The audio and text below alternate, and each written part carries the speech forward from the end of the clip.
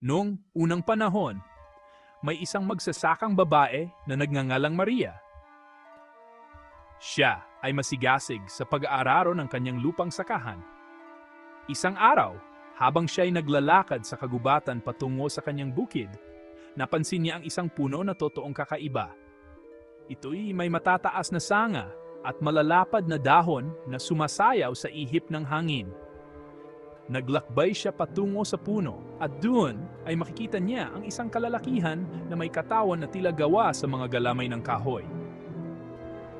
Ang kalalakihan ay may napakalaking matang nakatutok sa kanya. Sa kabila ng kakaibang itsura ng kalalakihan, hindi siya nagpatalo sa takot. Tinapunan niya ito ng magiting na boses. "Sino ka?"